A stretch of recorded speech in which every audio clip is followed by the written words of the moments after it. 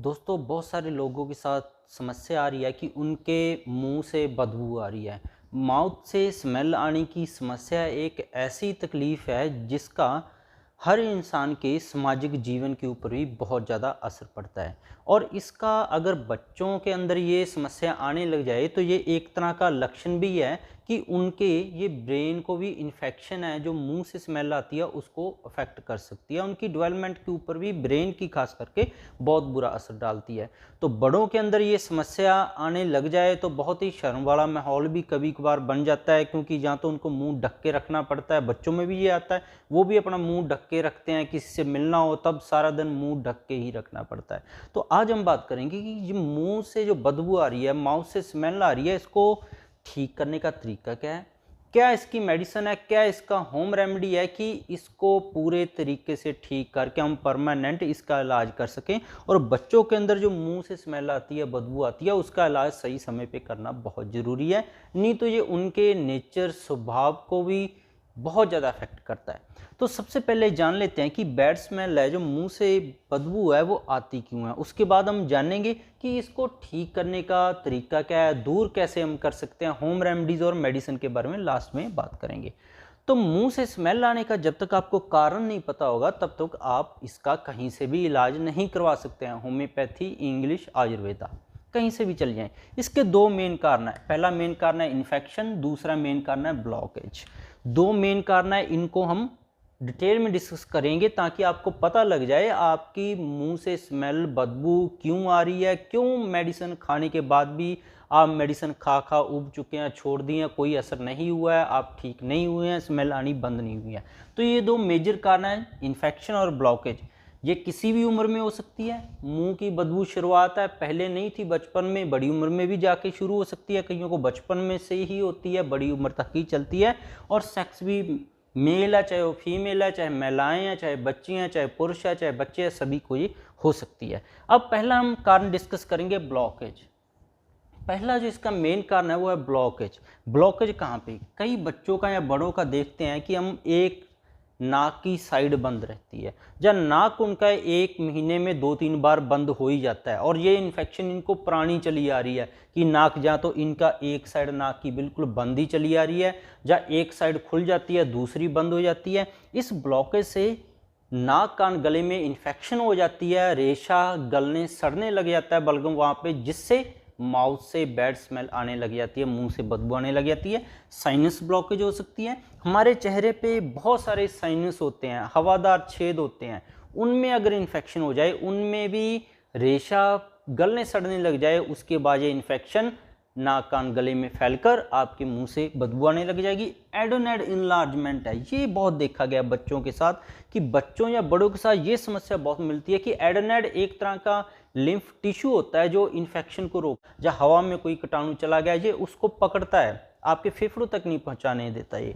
पर कभी कभार है ये किसी तरह की इन्फेक्शन आपके अंदर चल रही है, उसकी वजह से ये परमानेंट सूज जाता है। तो जैसे ये परमानेंट सूजता है, आपको मुंह के स्मेल आने की समस्या शुरू हो जाती है। और इसकी एक सिम्टम ये है, जब ये सूजेगा बच्चों में या बड़ों में, उनका सोते सोते सांस रुक जाएगा और उनको उठ के बैठ के या तो चलना पड़ेगा या उनकी छाती के ऊपर दबाव डालना पड़ेगा, फिर उनको सांस आता है। सोते सोते सांस रुक जाता है।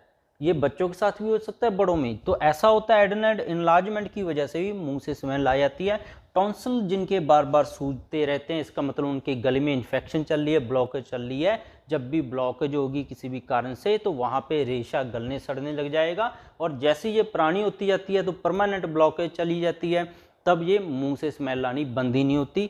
अब चलते हैं इन्फेक्शन की तरफ। तो पहले ब्लॉकेज होगी, उसके बाद इन्फेक्शन होगी। इन्फेक्शन आपको बैक्टीरियल या वायरल कोई भी हो सकती है, क्योंकि जैसे ही हमारे शरीर में चेहरे के आसपास ऐसे रोम छिद्र हैं, हड्डियों के अंदर ऐसे हवादार छिद्र बने हुए हैं, जिनसे जो रेशा है, जो लिक्विड है, निकलता रहता है। वो लिक्विड किस लिए होता है, ताकि हम जब सांस लेते हैं तो हमारे सांस के साथ कोई भी कीटाणु हमारी छाती में ना चला जाए। तो ऐसे ही जब ये जो हवादार द्वार हैं, इनके अंदर ब्लॉकेज हो जाए, तो ये लिक्विड है जो हमारी रक्षा के लिए बना है, इसके अंदर इन्फेक्शन हो जाती है। उसके बाद आपको ये सारी चीज़ें शुरू होती है। इसका इन्फेक्शन होने का मेन कारण क्या है? दूध से बनी हुई चीज़ें ज़्यादा खाना, खास करके रात को सोते समय। कई लोगों की क्या आता है, रात को बिल्कुल सोते समय दही खा लेंगे या दूध पी लेंगे, उनको ये इन्फेक्शन शुरू हो जाती है, बैक्टीरियल इन्फेक्शन हो जाती है, जिसके बाद उनको मुंह से बदबू आना, स्मेल आना शुरू हो जाती है।